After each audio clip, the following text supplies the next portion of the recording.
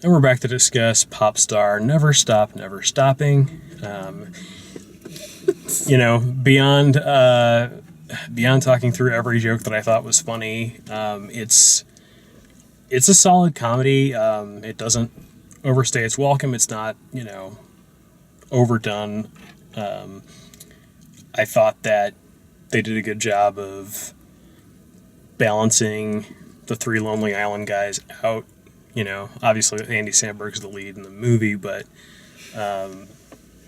I felt like there weren't any. All of the characters kind of seemed fairly well balanced and fleshed out. Even the cameo characters are funny enough that, again, and it leads back to it being a 90-minute Lonely Island video, is that you just sort of feel like, it's never a bother that someone just shows up for a second and goes away, or that they come back, or you never feel like you need more of them. You need more, or that they're underused or anything like that. Justin Timberlake's a really great example. They could have used a lot more of him.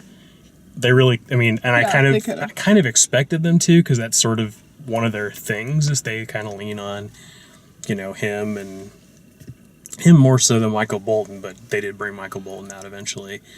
But the use of him was just hilarious, because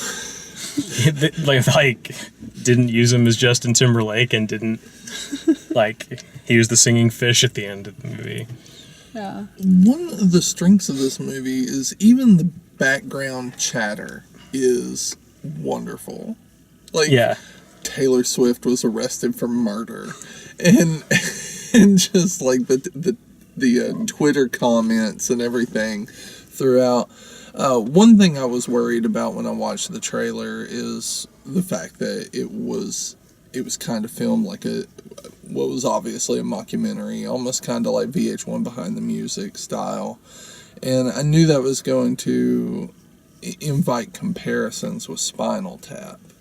But I think the movie held its own. It was really funny, and they did a really good job of keeping everything concise. They told a fun story, a good story, and they did it without adding any fluff, I felt.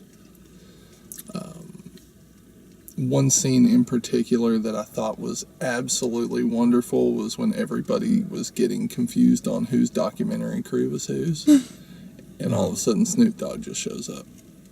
Because Snoop Dogg, that's what he does. Which they give away in the trailer, but it still works in the movie.